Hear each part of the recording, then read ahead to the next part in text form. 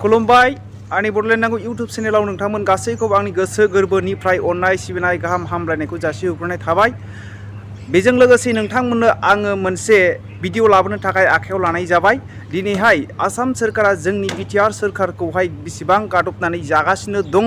आरो गासै साख्रि बिथिङावनो होन गासै खामानियावनो होन दिनै जोंनि बर' मिडियामखौ फोथैनायनि प्लान पलिसि आरो जोंनि गासै बिटिआरआव भेकेन्सि थानाय साख्रिफोरखौहाय दिनैहाय जाजोबनायनि मोनसे प्लान पलिसि खालामगासिनो दङ। जोङो दिनैहाय मोननो थांनांगौआव जोंनि दंखानाय आरो जोंनि बोलोफोरखौहाय गासैबो धंस खालामनायनि फोजोबस्रांनायनि मोनसे प्रलबन बा मोनसे खैसार सागासिनो दङ रायजो राजाफोर। बेनिखायनो जोंनि गासै बर' लिडारगिरिफ्रा जोंनि दैदेनगिरिफ्रा बेफोराव साबधान जायाब्ला जोङो नेक्स्टआवहाय जोङो मोनसेबो भेकेन्सिखौ मोननाय नङा। रायजो राजाफोर थांनाय जे फोरोंगिरिफोरनि थिसननायावहाय 302आवहाय अनलि जोंनि बिटिआर ओनसोलावहाय 99 मानसियाल' थिसनजादोंमोन आरो दिनैहायबो नायदो गासै डिपार्टमेन्ट जे जोंनि बिटिआर ओनसोलनि मानसिफ्रासो मोननांगौ दङमोन। दिनै आसामनि जे माखासे भेकेन्सिफोरखौ दिनै आसाम रायजोआ गावसिनि जे मानसिफोरखौ सोसन जोंनि गासै बिटिआर ओनसोलनि मानसिफोरखौ खामानि गैयै खालामनो नागिरगासिनो दङ। बेनिखायनो जोंनि गासै बर'नि दैदेनगिरिफ्रा लिडारफोरा बेफोरखौ दिनैहाय सांग्रां जायाब्ला दिनैहाय जोंनि गासै बिटिआर ओनसोलनि आरो जोंनि बिटिआर सोरखारनि गासैबो दिनैहाय जोबस्रांलांगोन। गासैबो जोंनि मोननांगौ सुबिदाफ्रा जोङो थांजोबगोन। दिनैहाय दिनै जोंनि बिटिआर ओनसोलाव ना इडुकेसन लन मोनो ना माबा मोनसे मावनायनि लन मोनो, जेबोआनो गैया। जोंनि बिटिआर ओनसोलाव जेबो पावारानो गैया, बेंकनिफ्रायबो लन मोननांगौ गैया। दिनै आङो सानदोंमोन रायजो राजाफोर मोनसे कम्पिउटार इनस्टिटिउट खुलिनानै मोनसे सिबिसि मोनसे खुलिनानै दिनै आङो मोनसे एरियानि ओनसोलफोरखौहाय आरो माखासे खम समनि फिस लानानै आङो फोरोंनो थाखाय सानदोंमोन। लन गैया। दिनैहाय आङो पिएइचडि फरायनो थाखाय डक्टरेट डिग्री फरायनो थाखाय आङो लन एप्लाइ खालामदोंमोन, बेयावबो गैया। दिनैहाय बेसे दुखुनांथाव बाथ्रा रायजो राजाफोर। दिनै आङो मोनसे प्राइभेट कम्पानियावसो दिनैहाय खामानि मावनानै दङ। दिनै पिएइचडि फरायफिननो थाखाय एप्लाइ खालामदोंमोन, बेवहाय जोंनि बिटिआर जे क'क्राझार होनाय लोगो लोगोनो दिनैहाय लनाबो केन्सेल जायो आरो जोंनि गुवाहाटी ओनसोलनि जे पिन कड होनाय लोगो लोगोनो बेवहाय एक्टिभ जायो। दा आं पारमानेन्ट बाहाय माबा गैया, आंहा जायगा गैया, बोरै मोननो? बेबायदि हिसाबै बिराद दुखुनांथाव बाथ्रा दिनै मोना। आरो कम्पिउटार इनस्टिटिउट खुलिनो थाखाय इडुकेसन सेन्टार खुलिनो थाखाय आङो आखायाव लाबाय, नाथाय बेयावबो जेबो गैया। आरो दिनै उल्था जोंनि गभर्नमेन्टआ जे आसाम सरकारा जोंनि बिटिआरनि गासै पर्टफलिफोरखौ गासै भेकेन्सिफोरखौहाय जायै जोंखौहाय दिनै सासन खालामनो नागिरगासिनो दङ। बिनिखायनो आङो सानो नोंथांमोनहा कमेन्ट खालामहर, जोंनि बर'नि दैदेनगिरिफ्रा खौसेथि जानांगौ होननानै। नङाब्ला दिनैहाय जोंनि गासैबो जोंनि बर' हारि एसटि मानसिफ्रा धंस जागोन आङो सानो। दिनै बिक्रम दैमारि बिथाङा मा बुंनो हास्थायदों आरो दिनैहाय दिपेन बर' बिथाङा मा बुंनो हास्थायदों बिथांमोननि भिडिअ क्लिपखौ नोंथांमोना खोनासंनानै नाय।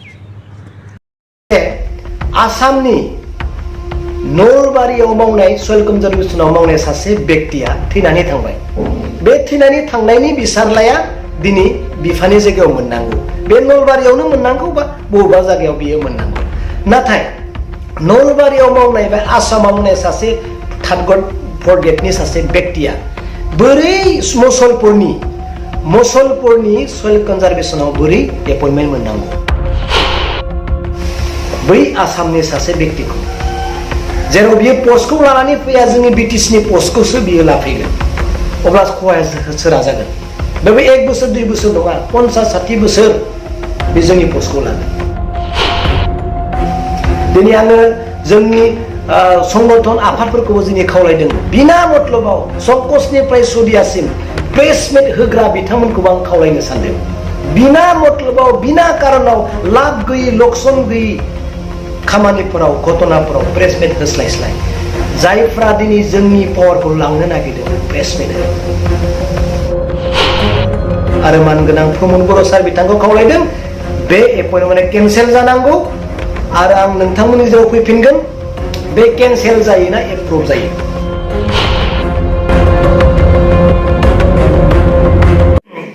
गिबियावनो आं नोंथांमोनखौ साबायखर हरदों आरो नोंथांमोननि चेनेलनि गेजेरजों आं दिनै मोनसे बिराद गोनां मेसेज आं रायजो राजानो होनो नागिरदों आरो लोगोसे जायफोरा दिनै खुंथायाव दङ पावाराव दङ एमसिएलनिफ्राय लानानै सिट आरो जायफ्रा एमएलए दङ जायफ्रा दिनै पलिटिकेल एंगेलाव इनभल्भ जानानै दङ बिथांमोननि थाखाय आं बे लेखाखौ दिनै होनो नागिरदों आरो मेसेज होनो नागिरदों दिनै जोंहा जिथु 6 सिडिउलनि जिथु पावार बे दासिमबो दङ होननानै जों दिनै फोथायो आरो थानांगोन नाथाय मोनसे आनफर्चुनेट मोनसे जाथाय जाफेरै जाथाय दिनै नैबे लेखाखौ नोंथांमोना नायबा मिथिगोन आं नोंथांमोननि गेजेराव होगोन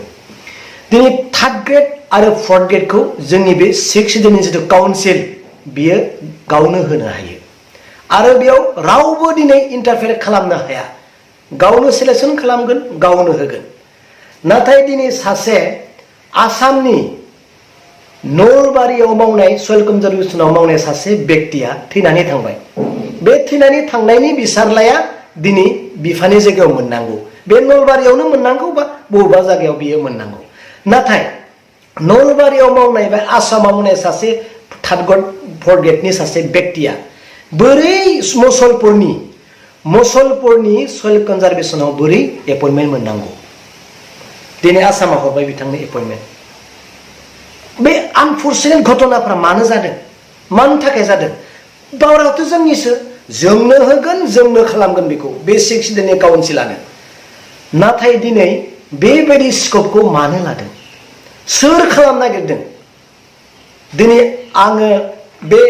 फाइल नम्बरखौ आं बुंनो सानदों बिटिसि सयल 501/2010 बिनि फाइल नम्बरहाय बिनि थाखाय एनअसि नागिरदों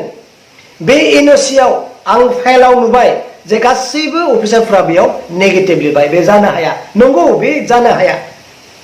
नाथाय दिनै स्टेटआ हरजों जाथावैखौनो स्टेटआबो दिनै मावदों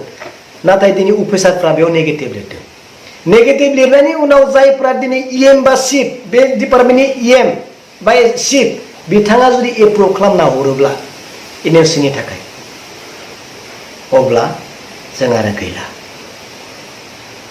बिनिखाय आं बेखौनो गोसोखांनो नागिरदों थांनाय एसिस्टेन्ट लिगेल रिमेम्बारान्सारनि खेथायावनो आं बुंनो नागिरदों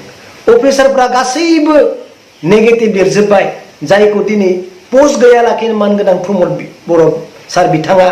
पोस्ट क्रिएट खालामनानै एसिस्टेन्ट लिगेल रिमेम्बारान्सार सासे व्यक्तिखौ होदोंमोन जायनि थाखाय गोबां अफिसफोरा गुन्दुगुल जानानै मेम'रेन्डाम होलायनानै बेखौ एसएमइटिआव केन्सेल खालामनो गोनां जादोंमोन जायखौ प्रमद बर' बिथाङा इलिगेलि एपइन्टमेन्ट होदोंमोन बेबायदिनो जुदि अफिसारा नेगेटिभ लिरसेयावबो जुदि सोरबा इएमआ डिपार्टमेन्टनि इएमआ एप्रुभ जुदि होदोंब्ला बै आसामनि सासे व्यक्तिखौ जेराव बियो पस्टखौ लानानै फैया जोंनि बिटिसिनि पस्टखौसो बियो लाफैगोन अब्ला खहाया सोरा जागोन बे 1 बोसोर 2 बोसोर नङा 50-60 बोसोर बे जोंनि पस्टखौ लागोन बेखौनो आं दिनै इएम एमसिएलए आरो मानगोनां प्रमद सार बिथांखौबो खावलायदों बेफोरबायदि आनफर्चुनेट घटनाफ्रा जोंनि जिआव जेन जाया जोंनि काउन्सिलाव दिनै आङो जोंनि संगठन आफादफोरखौबो जोंनि खावलायदों बिना मतलबाव संकसनिफ्राय सदियासिम प्रेसमेट होग्रा बिथांमोनखौबो आं खावलायनो सानदों बिना मतलबाव बिना कारनाव लाब गैयै लक्सन गैयै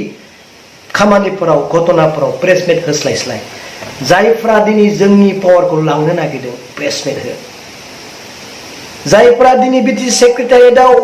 18 लाख मान्थलि लागासिनो दङ बाहेरनि मानसिया बेफोरखौ खबर लाना दिनै प्रेसमेट हो बिटार एकर्डआ दिनै जानो थाङाखै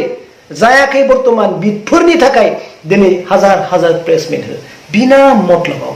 दा हो देयार इज नाथिं जायखौ नुदों जेयाव जेबो गैया थांना थानो थाखाय दिनै रायजोनो जोंनि समाजनो जोंनि रायजोनो पावार नांगौथ' नैफोरबायदि लेखाखौ नायनानै दिनै प्रेसमेट हो होननायखौ आं दिनै लुबैदों खावलायदों दिनै साफ्रोमखौबो आरो मानगोनां प्रमद बर' सार बिथांखौ खावलायदों बे एपइन्टमेन्टआ केन्सेल जानांगौ आरो आं नोंथांमोननि गेजेराव फैफिनगोन बे केन्सेल जायोना एप्रुभ जायो आं फाइल नम्बरखौ नायखाबाय लिरनाय नोट्सखौबो नायबाय सयल 501/2010 बे फाइला दङ आं बेखौहाय नोंथांमोननि गेजेराव लाबोगोन बियो इमिडियेट केन्सेल जानांगौ